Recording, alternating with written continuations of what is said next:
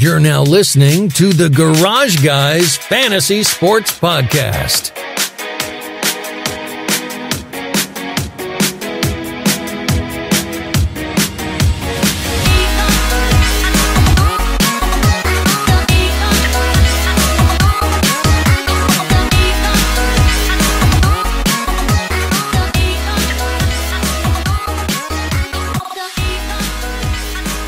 Welcome to the Garage Guys Fantasy Sports Podcast, episode 163.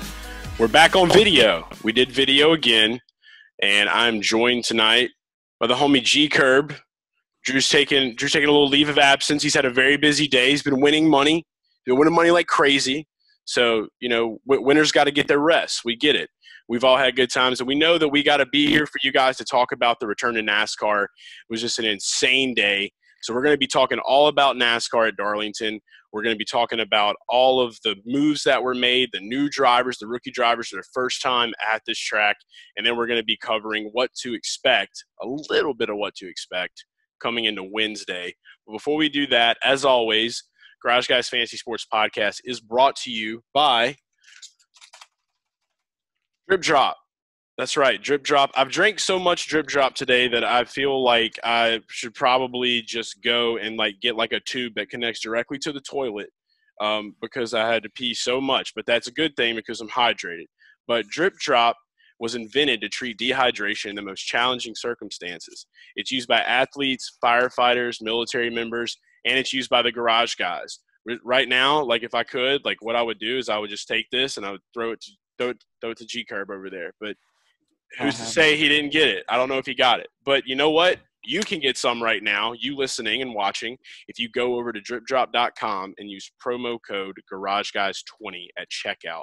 And we're also brought to you by RotoBaller. I don't know if you got to check the papers today, but we were the second-ranked article on Google, and we gave some of the best advice for NASCAR DFS for fantasy NASCAR, DraftKings, FanDuel. We had it all. You could have read it. If you did, great. Send us your tweets showing us all of the money that you won. If you didn't, boo you, shame on you. Good news. We'll be back for Wednesday, so be on the lookout for that. But you can use promo code GARAGE, and you will get a discount on your premium subscription at RotoBaller, so make that happen. All right, so now that the ads are out of the way, G-KIRB, my man, thanks so much for joining the show.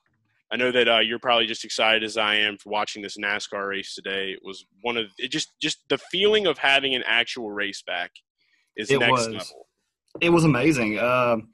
71 days without watching NASCAR live, actual real racing, not counting dirt racing and all that stuff, but real cup racing. It was amazing, and it brought some good memories back today. But it showed you the future is coming with some of the new drivers. Yeah, big time. We saw that huge in a big way. I can't wait to talk about the two guys that really stood out the most. But what I will say is, even though it was great, it's still not going to be the same without the fans there. And me and you both know that. And as me and you both being fans, we're also do some media for NASCAR, and that's actually how we got to meet. So for you guys out there that may have never heard of G-KIRB here, a little backstory. I was working in Talladega with RotoBaller and Garage Guys. We were out there getting some footage. This was back in October, I believe. Yes. And we were sitting across from each other in the media room. Me and him got to talking and bullshitting, and it just was an electric factory. We just had a great conversation. We had some fun out there, and we saw each other around the track, and we definitely we kept in touch. So now that Garage Guys is moving along a little bit, we're getting back into the next season, and I figured it was time to bring you on here, man. You had a lot to say and a lot of good insight as well. So excited. And you were also working with the radio show Rick and Bubba for a long time. Yes, I was an intern with a nationally syndicated radio show called Rick and Bubba. That's not who I was working with at Talladega. I was actually working with my college radio station, 91.9 WLJS down there. But I've always been a huge NASCAR guy. Russell Branham, who we both know really well. Russell is actually one of my close friends from high school's son. So really? Okay. I've known Russell. So it's actually the teacher I was telling you about earlier. It's her ex-husband, actually. So got you. Okay. yes. So ties. There we go. Yeah. We got the link. Yeah. So Russell, he's seen me growing up since 9th grade, and I was basically went to his office one day, actually after I got broken up by a girl. After a girl broke me over text message, I actually went by his office. That's hard. And said, yeah. Well, I was like, I got broken up. I'm going to go find something else to do. NASCAR media sounds fun. Hell of a swing. Yeah.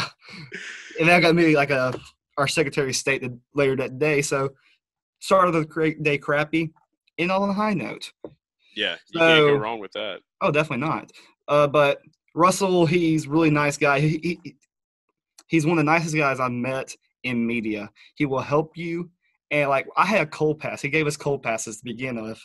And he just saw us, watching cars go by into the pits and everything. I was like, he said, come back to my office real quick. He gave us hot passes. I'm like, oh, he says, don't make me look bad. I was like, I'm not. Russell has that way about him, man. I mean, he's been nothing but extraordinary to work with. And the first time I got to meet Russell as well, man, just I was there late writing an article, and he asked me, he was like, hey, we're about to close. How much longer are you going to be? And I'm like, oh man, I'm almost done. And that turned into a conversation where me and him, I saw him at Daytona back in February, and we hit it off really well, and just got to catch up and chat. So definitely one of the awesome guys that work in PR, and I'm still meeting a lot more of these guys as well too. But Russell's definitely the fave right now. Don't listen to this if you work with another track. You didn't hear that, but yeah, we love them all, right? Yeah, we love them all. But Russell, I have a personal connection with him. I always will have that with him. That's different. It's like family. My thing would have been is if you would have fucked up, how do you think he would have whipped your ass at the race you were his child? It would have been after the race. It would have been, I still have a pool stick at his house. Oh God! I left there broke it.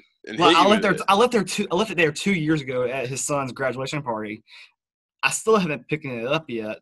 But so he could have that's like a $200 pool stick. Yeah, it's just a part of the collection now. He's just prices you pay. He said, every time he sees me, he says, you can come pick up a pool stick? It's like, yeah. Well, I live an hour away from him now, so I really can't go pick it up whenever I want to. Right, exactly. Yeah, it is what it is, man. I get it. But he's definitely a stand-up guy. There's nothing that could turn me away from that thought and that notion about him for sure. But hopefully we'll be getting to see him soon in October if we can get the fans back and the media back. So I'm rooting for that, man. But let's dive into this real quick, man. So today we went back to racing at Darlington. We've had a couple of days to prep. These drivers really didn't have any time to prep. They got out there without practice, without qualifying. And I retracted my statement about it being just a crazy, wreck fest in turn one, which we did have some action that wasn't that much longer after that. But as far as my initial thoughts on it, I was a little bit cautious, but then I realized that, what? The way when I saw them getting out there running on pit road, I'm like, okay, they're going to take this a little bit slower. They're going to try to get in the feel of it because you don't think about this, but, leading up to a race, you've got guys practicing on the track, qualifying. The track has some wear on it. There was no wear on that track today whatsoever. They were out there. This was a first time. And I think that the thing that was crazy about it the most is that it was almost like an entirely new product in a way. Yeah, I agree. Especially after lap one, you saw how people were trying to adjust to it. And especially on Jimmie Johnson's wreck in his day, he basically bumps Chris Buescher and is done for the day. Right. He did that to himself. He did it to himself. It's he's not used to it. I think some of the drivers, it came natural back to him. Like Matt Kenseth, he hasn't been in a race car since 2018. But I think some of the people who have been sim racing, all the iRacing stuff, kind of helps some of the other drivers. We'll talk more about that later, how iRacing could help. Yeah, for sure. There's a lot of stuff. That's really all they had. That's all they had going into this. Well, they've been practicing nonstop. All these guys iRacing every single hour of every almost day. Like Denny Hamlin, he's always iRacing. Yeah, William Byron, has a billion iRacing wins. Right. So iRacing, I say, helped a lot for these drivers to stay focused with the sport, stay practicing. They had to practice. I bet most of these guys practice on Darlington track before they went to the track today. Right, without a doubt. They had to get out there and run laps. That's the only way that some of these guys could have adjusted to it. And, I mean, you got your guys out there that get out there and they find a way and groove, like some more of the veteran drivers. But definitely like Byron, Hamlin, we know that those two guys are always going to be running them. And there's a lot of other guys out there too. But the first wreck that happened from this race, it was you said it best. Storybook Stenhouse. Storybook Stenhouse. Okay, we're on the lap one, and like even I didn't expect to see something like this happening because we all joke about Ricky, wrecking, Ricky Wreckhouse, whatever you want to call him. I like Storybook Stenhouse now. It's probably my new favorite. But so he gets out there and he gets into like what was it, turn two, turn two, just takes himself out, just bam, done. And I'm sitting there, I'm in a moment of shock. And I'm looking at the TV and I'm like, this didn't just happen. Like that, it's too perfect. Like it can't happen this way. And like that was it. Like his day is done. It's like he showed up and he's like, I don't want to do this anymore. He's just like, I'm out. Like I'm going home. I got nacho fries to get. So true story. We was watching the race at my camper at the lake, and my little brother Josh, we're watching the race, and they go out turn two, and they're showing the leaders, and he says caution. And then right after he says caution, they show Ricky Stenhouse Crash. I'm like, okay, Notre Dame, chill out for a second. But, Romo. Yeah, look at him. Little Romo there. A little Romo action. Right. But I'm like, when I saw it was Stenhouse, I was like, wow. Perfect. It just makes sense. Love yeah, it makes sense. The perfect thing that could have happened to the return of NASCAR. Yes. You just can't bring NASCAR back without Ricky Stenhouse Jr. crashing. Right. And not even that. Kyle Busch failing tech. Yeah, they go hand in hand. That made my day a lot better when he failed tech. Yeah, well, see, for us, too, like, it sucked because in DFS, like, I had him in a couple of lineups. But anytime you hear that a driver's going to the rear, you get excited, especially a driver like him. Not every driver to the rear, but the big drivers, the guys that can win races and that are proven. But he was scored from his original position, so that took away points from him. But we all know that he has what it takes to fight back. And unfortunately, he didn't have the best day that he could have had. His brother, on the other hand, Busch it real good. He did really well. I was excited to see it for him. But the beauty of it is with the way that things are going to be lined up for Wednesday, Kyle will actually be a really good start. I want to say that he's starting from the same position that he started from today, which was like 28th possibly. So if that's the case, then he's going to be another really hot fantasy play going into Wednesday. And other than that, Jimmie Johnson's wreck was kind of heartbreaking in a way because it's just like very heartbreaking. It sucks to see a driver like him have to endure some of the things he's endured, especially in his retirement year. But I mean, at the same time, it's just like, people make mistakes, and he's made a good bit of them. And it just seems like since Chad Knaus has been out of the picture, things have just not been right. When you see the Ally commercial before the race started? It was like the Dear Jimmie Johnson fan. Dear Jimmy. Oh, like the intro? Like you talking about like the little that was pretty badass. Like they had like some good music on there with it. Well, every time I see like a it's always commercials when it's their retirement year, or athletes in general, their retirement year. People make commercials saying, "Oh, dear Jimmy," or "Dear Michael," "Dear Dale, thank you for all this." I'm like, guys, stop trying to make me cry. I want to watch sports. No, you want to know the worst one? The worst one ever that like to this day, like the moment I saw it, like I about bawled, like a little baby boy, like cried my eyes out, was when Dale Earnhardt Jr. retired and they played that song The Night We Met. And it was just the Bud number 8 car on a track by itself. And it was showing the flashbacks of like Dale Earnhardt and then Dale Jr. growing up and then him losing his dad and then coming back. Dude, that's the most emotional sports commercial I feel in NASCAR history. That one and the D-Wade commercial for basketball. Yeah, D-Wade one. Year. That one got me last year, the D-Wade one. Like, gosh. I start crying about that now. Is it Gatorade that puts these together, I think? It's Budweiser. Budweiser, yeah. It's always Budweiser that makes the commercials that make you want to cry. Right. It's like they have successfully went from being funny commercials for Super Bowls to tear-jerking commercials. Like that's been their evolution. It has been their evolution. Right? We need funny back because I'm tired of crying over sports. Like I just don't want to do it. Exactly. During the middle of the Super Bowl. I also want to cry during a Super Bowl. Right. Yeah. No. Exactly. Like you want to be uplifted, like happy. So I don't know, but yeah, Johnson. Like I have a feeling that like something's got to give. Like he's got to at least win one race like this year. Like, and if it doesn't, like it's almost like it's unfulfilled. You know what I mean? Like because it's like the one race like is just kind of like that last nail in the coffin. You know what I mean? It's just like, okay, like we got it out the way. We got us a win. We're going to ride out this season as a victor at some track. It will be okay. So that's to me, like that has to come somewhere. Don't really know where that could be yet. We got to do more research on it, but it's got to come from somewhere. I would love to see Jimmie Johnson. To be honest with you, growing up, I was a Tony Stewart guy. I love Tony Stewart. I love I love Tony Stewart. But and so growing up, I did not like Jimmie Johnson one bit. Yeah, I did not like one bit. I was not a Johnson I couldn't fan. stand him. When I saw him win 5 championships in a row, I think I said my first cuss word at Jimmie Johnson. How old were you? I think 10. You probably had a pass. Like if your parents weren't fans of Jimmie Johnson, you got a pass. I think they didn't care about NASCAR. My mom did at least. Oh, that's good. Yeah. See, like that's how my mom was too. Like my mom was like all in it for the hots, like for the drivers. Like she was a big Casey Kane fan because he was hot. Because she was like would always say like all the hot drivers, like that was her hot. Yeah. Ones. And then my dad would just get mad, and then we would have to leave, and then I would be like, I don't want to go anywhere.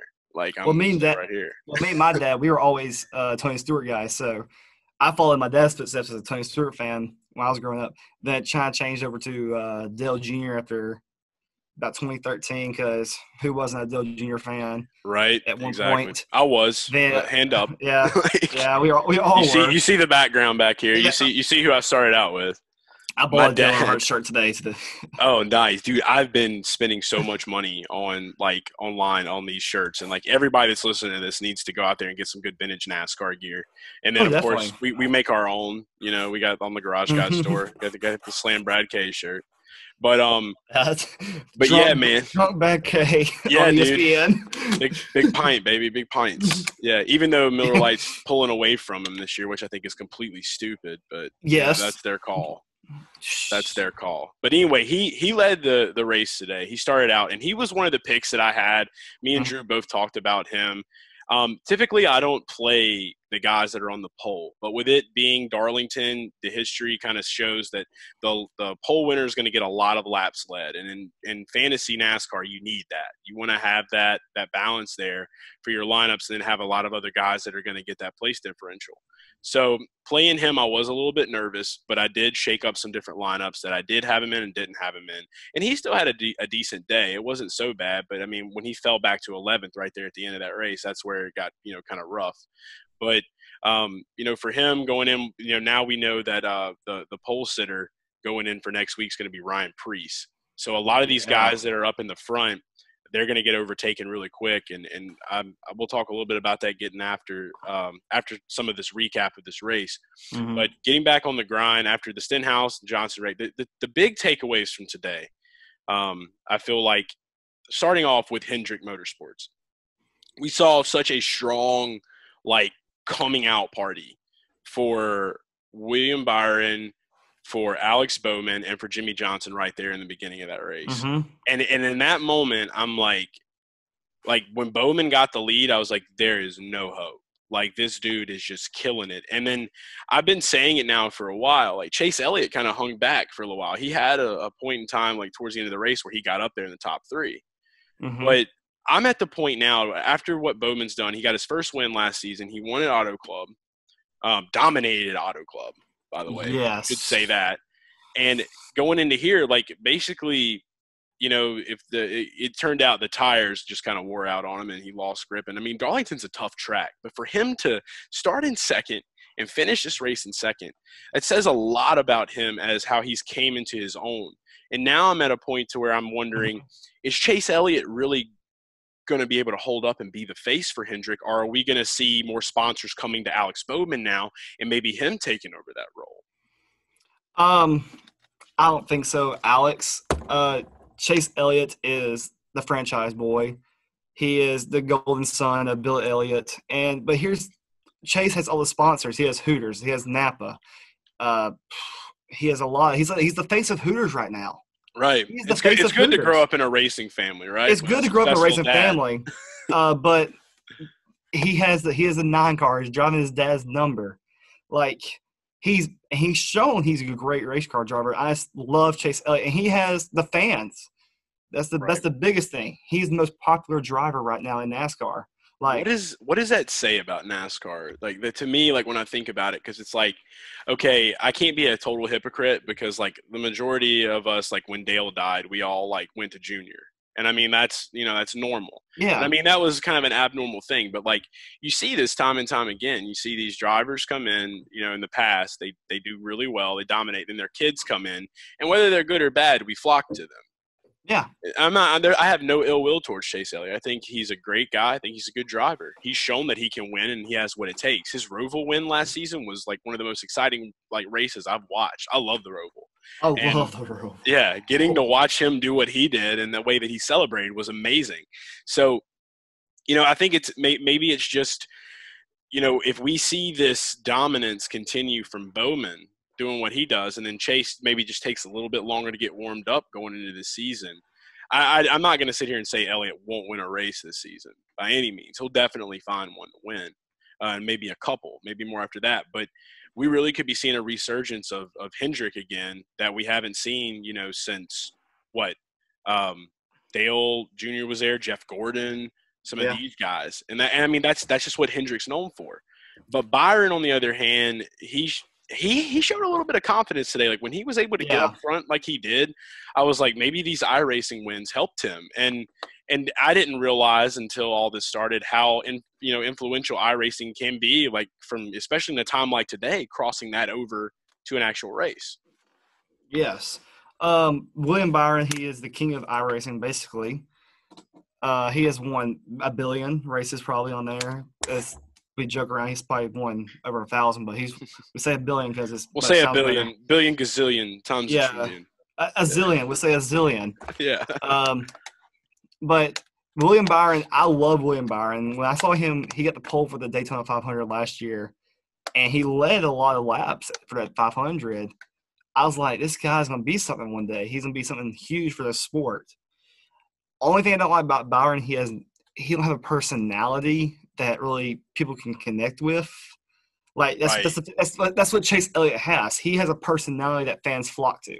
Like he's that Southern boy. He's that redneck. He plays pool at Dawsonville, the pool hall. He's a little edgy. He's got the little edge. Yeah, and he's cool. I mean, he's genuine in real life too, man. Like I've gotten to talk with him a little bit. And so I see that comparison as much. And I did want to say this, though. What you said about William Byron without the personality, that seems to be a common theme amongst a lot of drivers now. Because me being out at the track, like there are definitely drivers that have it that are very personable and out in the open. And then I meet a good bit of them, though, that are very like shy and reluctant. And you have to wonder if that's a product of them growing up and like being homeschooled, or like all they're doing is like racing. They don't really socialize a lot. And that's where I kind of like started to like get a little bit, I guess, of empathy there. Cause like I had to realize like we were around Joey Logano a lot. And with me being around Joey and talking with Joey, you know how I am. And the people that listen to the show know how I am. Talking with Joey is a little awkward at times because like I'm sitting there trying to like, do my thing or whatever. And it kind of goes over his head.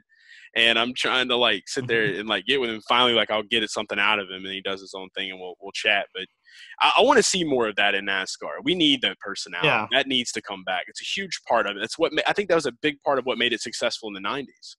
Yeah, like the two biggest guys right now who have the 4 biggest guys right now who the biggest personalities are Chase Elliott, Ryan Blaney, Bubba Wallace, and Clint Boyer. Yeah. Clint Boyer will always have the biggest personality, no matter who it is. Absolutely. Like Clint Boyer is just comedic gold. Yeah, he's going to be great when he gets in the booth. Oh my gosh, but I think he's going to be better than Gordon. He's already better, and like that's another thing too. Like Gordon is, he's learning and coming into his own. But like when it comes to natural talent, Clint's got that. Yeah. Well, Gordon his time at Fox is actually kind of limited because when Rick Hendrick retires, he's going to take over full ownership of the company, like running day-to-day operations. That's going to be wild. That's going to be pretty fun because right now he's like a half of an owner right now. So Gordon, I love Gordon in the booth, but I just miss like watching him race. Most of those guys like that, I think the only one that successfully could have pulled it off if he would have lived would have been Earnhardt. I think that Earnhardt would have been able to like light it up, dude. Like he would have lit it up. But looking at like Gordon and then looking at like Jimmie Johnson, like I couldn't see Jimmie Johnson in the booth. He just does not have the personality for it. I can hear Earnhardt right now saying, "What the hell is he doing that move right there?" Yeah, there's old ass Dale Earnhardt, just like Dale Jr.'s making a move on the track, and he says, "Dale, son, why are you doing that shit?" Right? Oh, dude, him and Mikey, because it would have been him and Mikey. Not Mikey. Yeah, probably Mikey. Him, Daryl, and Mikey. That would have been it on Fox. Oh my god, Fox would have been king, and NASCAR would still be on ESPN right now, guaranteed. Oh, definitely, guaranteed. It's a lot. You can go ahead. The whole sport would be different. We can talk about that for hours. But one thing, going from Dale and then going into talking about another thing that was huge from this race was the presence of two rookies, which was Tyler Reddick and John Hunter Nemechek. So just bouncing off of Dale Earnhardt, going to RCR, Tyler Reddick. I've been saying it, and I don't think that I'm some prophet for knowing it because everyone knows it. You got a 2-time Xfinity Cup winner. Go into this number 8 car. Daniel Hemrick leaves out of it. RCR's having these troubles. They can't figure anything out. And then Reddick gets in this car. I knew from the moment that I watched him finish at Kansas, I believe it was, last season when he was in the 31, I knew when this dude gets to a Cup car, RCR will have a championship driver again. It's coming. And I might be a little early to say it. I don't give a shit. He's going to win a championship. That dude has talent. And what's crazier about it is the fact that, I have nothing against Austin Dillon by any means. I have nothing against him driving the 3 car. It's his grandfather's team. It's his choice, whatever. But when you get a guy coming in with the lesser team, the lesser equipment, whatever you want to call it, driving that number 8 car, and he's finishing a race in a top 5 after starting in 29th, and he's not the 3 team, that's a problem. That exposed it was exposed today, and there's nothing you can do about it now. It was exposed at Phoenix before all this stopped. It's been exposed. I mean, I don't know how do you feel about Reddick? I mean, obviously you gotta have good stuff to say. I love Tyler Reddick. I think he being a 2-time Xfinity champion, he shows that he's a winner. He is a proven winner. Absolutely. Austin Dillon has not proved that he can win in recent years. Not since his 2017 season, the year he won the 500. Was it 18 at all? Was it 18? I think it was 2018. And let's be real about that too. That was kind of by happenstance in a way. Yeah. And the Coca-Cola 600, he just didn't run out of gas. Yeah. But Austin Dillon, he has the 3 car because granddaddy, the RCR, Richard Childress. Right. But it's Austin Dillon that's not winning races. You're driving the 3 car. You're driving the 3 car that is nostalgic with NASCAR history. People want to see that 3 car in victory lane every week, no matter if you like Austin Dillon or not. You just want to see the 3 car in the victory lane. Yeah, that's it. You don't care who's driving it. And there's no rebranding the 3. And you can try to sit here and say, oh well, it's a new car, new team, whatever. And I'm guilty. I've probably said it a couple of times, and I think we all just want to see Austin do well. We want to see that 3 car do well. And I mean, I like Austin. I like his personality. I like what he does on social media. I think he's an amazing guy. And yes, I know that he has it in there somewhere, but it's just finding that whatever it is, that chromosome, or finding that just that stuff in his blood to just get it boiling and get him to be more aggressive out there on that track. Because I think that's the thing that we're not really seeing a lot of, and that we're all expecting. Because no matter how bad you want to be different, you either got to retire the 3, or you've got to carry a little piece of that along with you going forward. I think I saw something today on Twitter. Someone said that, have you realized that all good people are saying it's the RCR equipment that's bad. Yeah. Or is it really the drivers? It's like Kevin Harvick. Someone said Kevin Harvick. You saw Kevin Harvick, Paul Menard, Ryan Newman, etc. all leave RCR to go to different teams and do good there, especially with Kevin Harvick leaving RCR to go to Stewart-Haas and won a championship. Right. But is RCR really done? Like Clint Boyer is another guy who left RCR. But RCR's equipment is not the problem. It's the driver of the equipment. Yeah, and you can also like wonder like if all those guys left there, if the thing is really about the management of RCR, and maybe that's a piece of it. But if that's the piece of it, and that's what the problem is the management and how things are being handled, then all that does is speak extra volume for Tyler Reddick, because that shows that he might be the next once in a generation driver if he can handle that adversity of the team being bad and still get out there and make that car do things that normally it couldn't do. Yeah. So those are all the things that got my wheels turning. I would like to see Tyler Reddick in the 3-car actually. Yeah. If you like me was talking earlier. I'm glad I'm not the only one. I mean, you was talking earlier. You said that he wants somebody who wants to win. Tyler Reddick is a proven winner. And I'm not saying I don't want to get it twisted. I'm not saying Austin Dillon doesn't want to win, but as far as just like the natural element of just being a really good race car driver, Tyler's got that over Austin right now. Yeah, oh, definitely. Like, I love the guy. He has a good person. He has a great personality too. Right. Like, and he's awesome. I will say this, like I've got to talk with him a little bit. He is a good guy, but the other guy that's on this list is John Hunter Nemechek. He's a guy that I did not see coming. I knew about him. I knew that he had filled in. I think he filled in for it was not David Reagan, the other driver. Matt Tift. Yeah, he filled in for Tift. And when he filled in for Tift, it's like we saw him. He wasn't like, over the moon spectacular, but he was good. And then we see him take over David Reagan's 38 when he takes over that car. And now today at Darlington, toughest track in NASCAR, I don't care what anybody says, dude finishes in 9th place today? Yeah. Incredible. Like, and there was another guy that we had picked just because of his starting position. Like when you're looking at where he started from on the grid, you're like, oh, well, shit. Like, even if he doesn't finish that well, you're still not going to, have a lot of money that you're wasting here. So putting him in and then having him finish where he did was a huge reason why a lot of the people that listen to the show and a lot of people that read our articles on RotoBaller did really well in tournaments today, as well as us.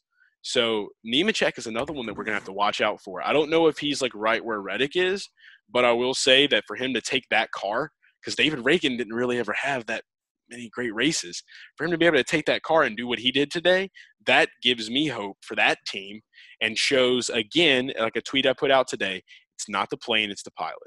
Just like you had said and I had said, man.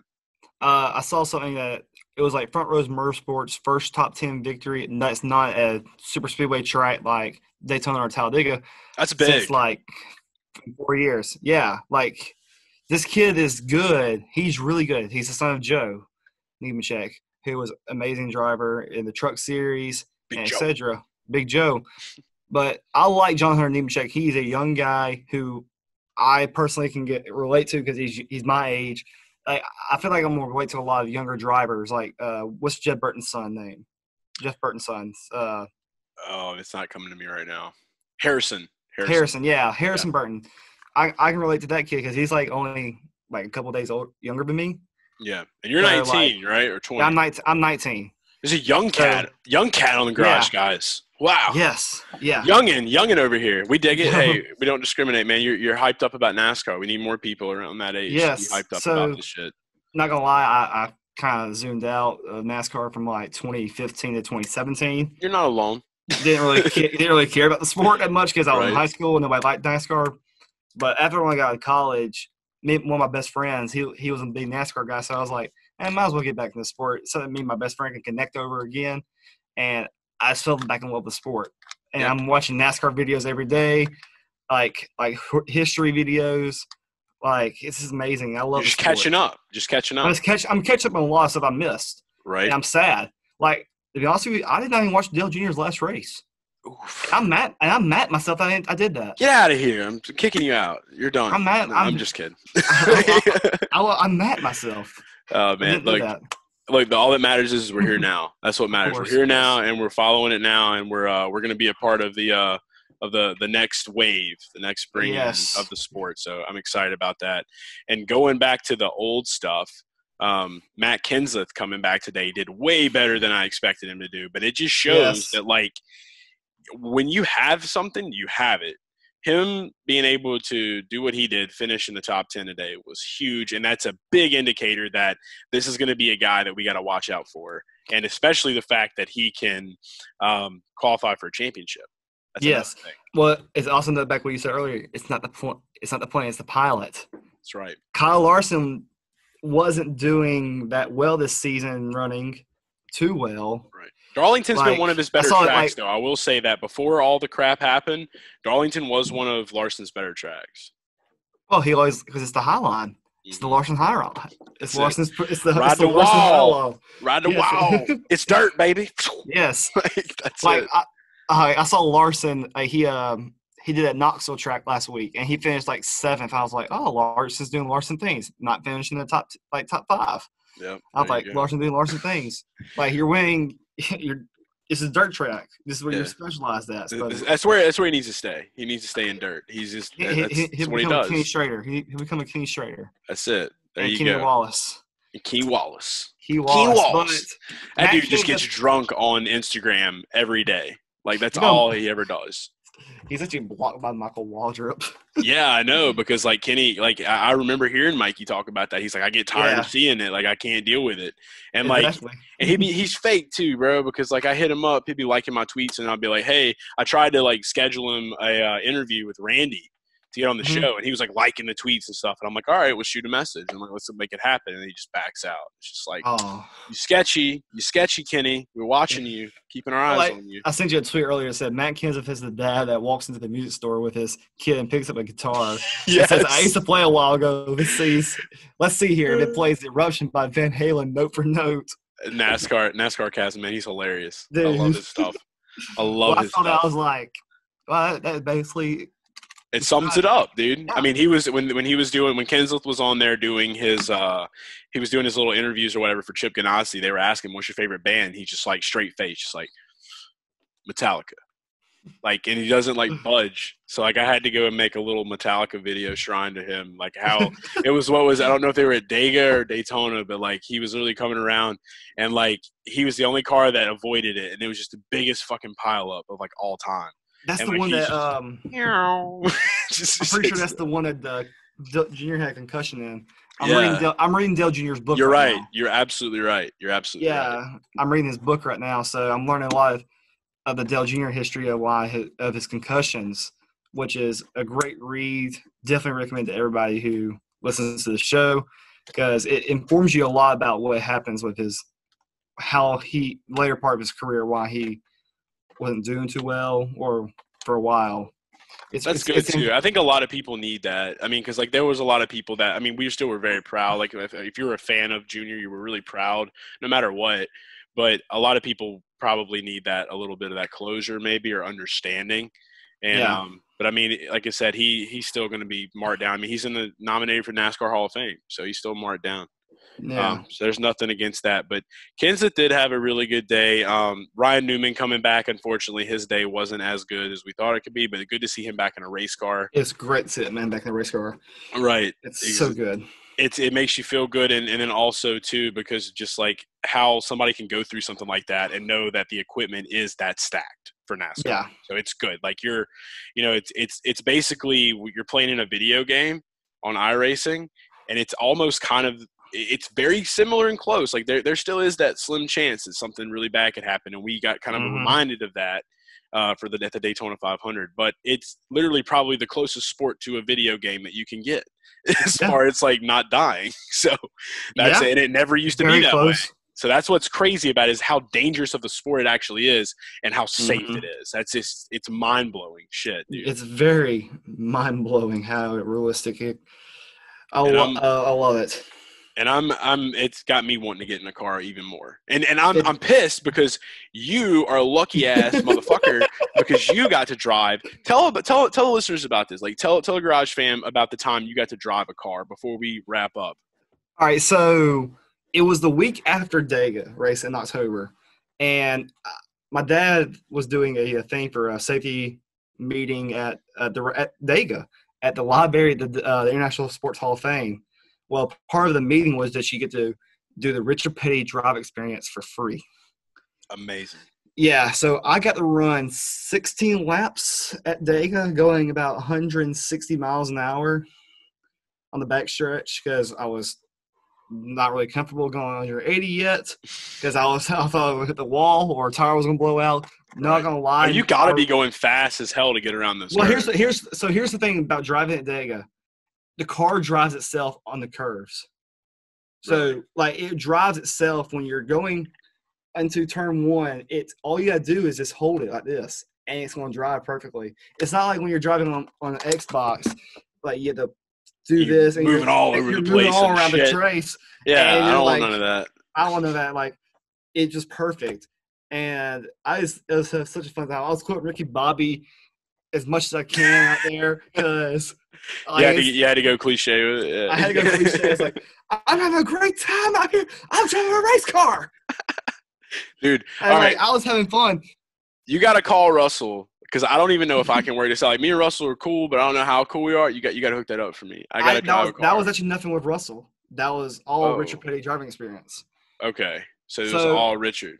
Yeah, it's all. Will they ever bring it back? Because I know that's a big thing at Daytona. Hopefully they do. I'm gonna have to drive to Daytona, but I want to drive Dega. Like that's Dega, the problem. Yeah, you just gotta find out when they're doing it. But it's hella expensive. Thank God I did it for free. I will go sell everything I own and then ask them if I can live in the car when I'm done. Yeah.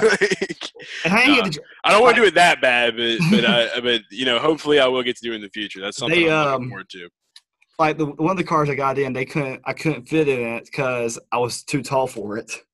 Oh shit! Yeah, so you are a tall guy. Yeah, so they had put me in a car that was a little bit roomier. It was number 87 of all cars. I didn't know even drove this car. Like, they put me in a 43 car that was driven by supposedly Dillon Earnhardt. They said. I was like, not really, but okay. Dude, like, at that point, man, it's like you're in a car on the track. I'm in a car. Like, just take and it. that was the car that I couldn't fit in. I was like, man, I'm bummed out. Bummed out. At least you got to drive a car. That's the main thing. I got to drive a car. I don't care what's on it. I don't care what manufacturer, what's on it. Just put me in a car and let me go. Funny thing, I ran out of gas on the last lap. Oh, man. So I had to come back. How long did that take? What? How long did it take you to run out of gas? I don't know, but it's a funny story between me and my dad. I ran out of gas a lot going in high school because my gas gauge doesn't work in my car.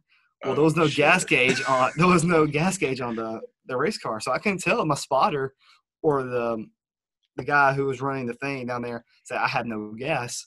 Well, I start feeling it slow down going to turn 2. I'm like, so my spotter said, "Hey, I got no gas. I'm running out of gas. I think no gas, no brakes, no gas." So I just cruise down the back stretch.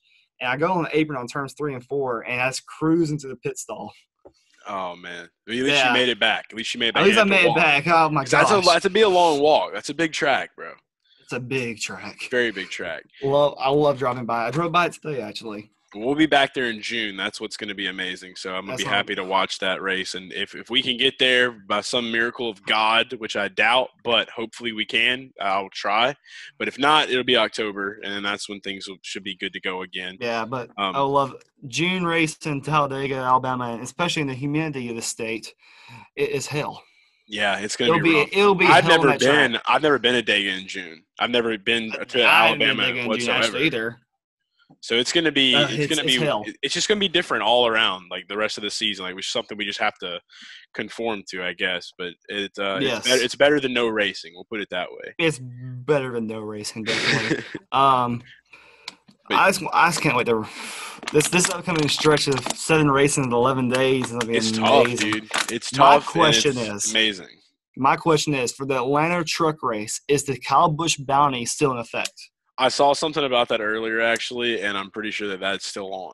That's still going to be a thing. So, Bob Cockers tweeted something about it, and people were bringing it up, mentioning it. So, I'm pretty sure that's still full blown. They're not going to forget about that because I mean, it's like how can you forget about that? You know what I mean? Kyle, a coronavirus pandemic is not going to get you out. It's not getting you out of it.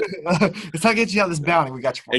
Except now we have to wonder if Kenseth is going to take Larson's place. So that's what we have to figure out now because Larson was set up to run truck as well. That's right. So we got to figure out who's Larson, going to take dang that it. up. It's either got to be Kenseth. I don't even know if it can be Kenseth. I don't know who it can be. Maybe somebody will step up. That's all we can hope for. But Dang it, Larson. Harvick finishing this race out today was amazing. Luckily, I had some money on him, so I was a happy boy by the end of the race.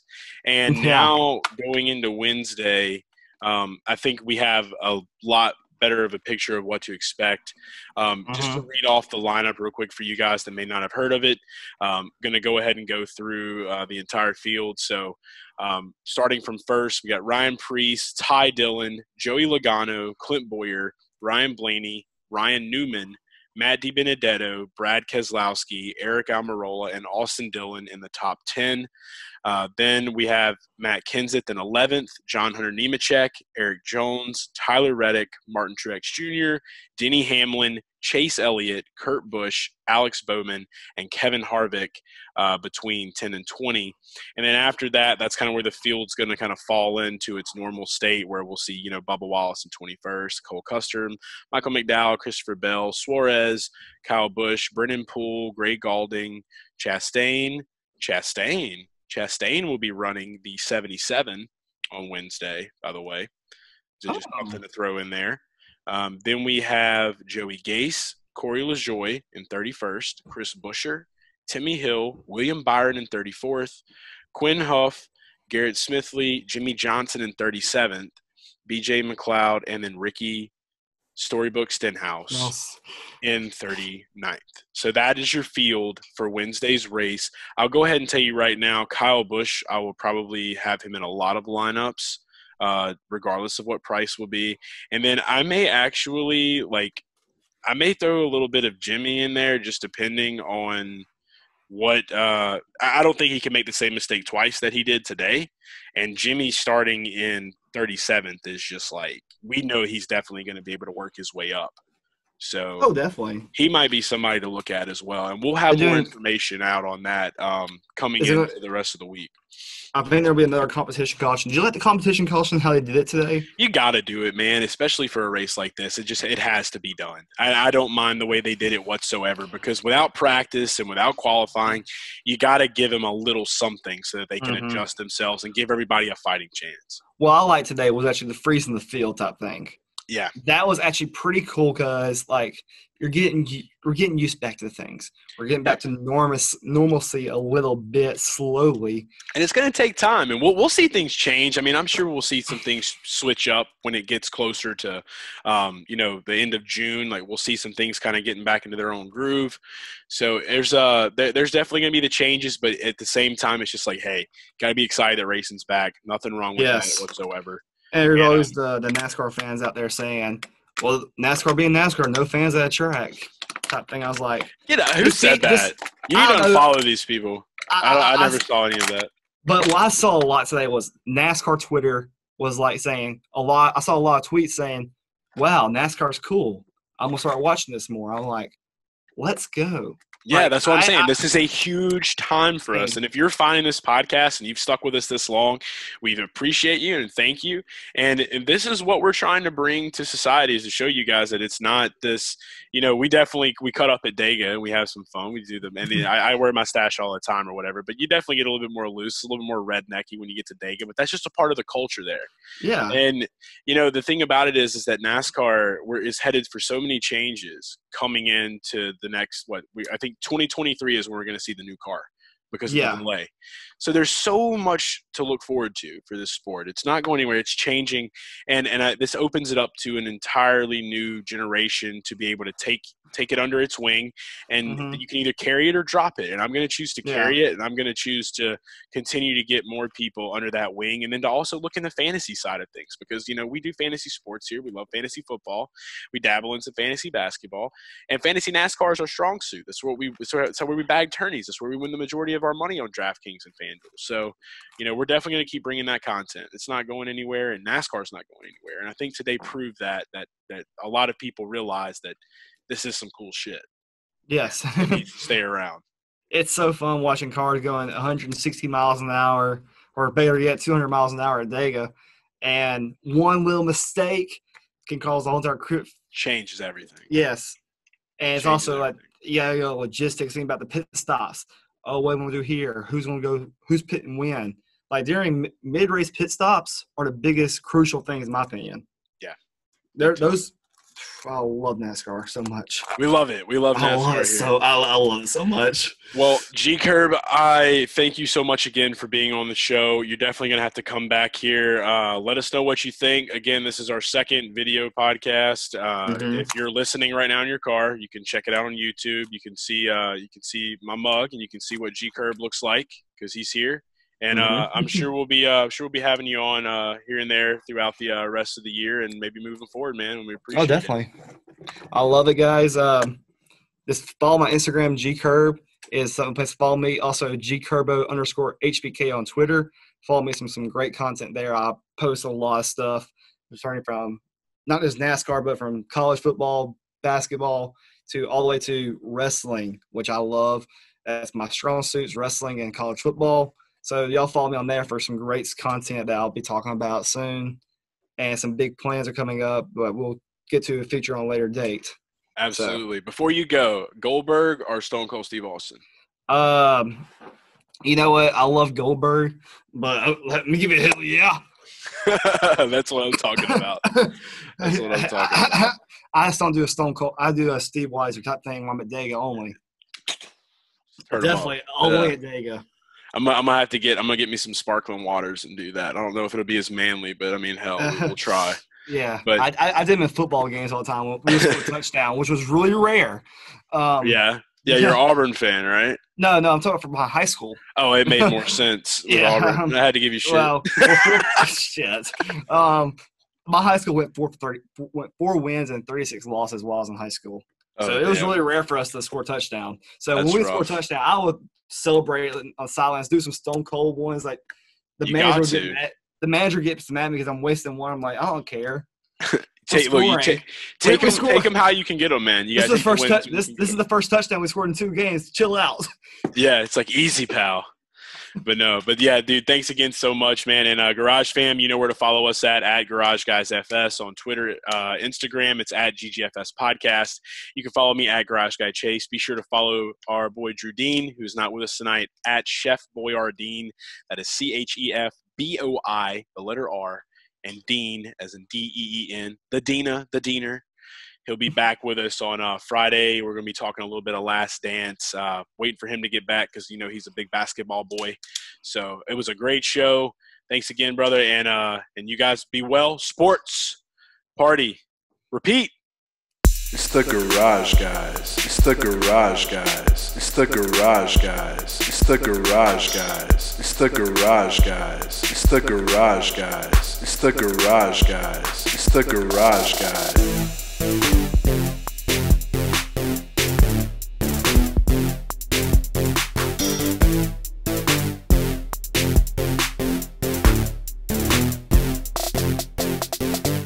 It's the Garage Guys. It's the Garage Guys. It's the Garage Guys. It's the Garage Guys. It's the Garage Guys. It's the Garage Guys.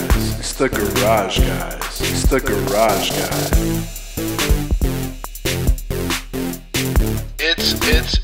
It's the Garage Guys.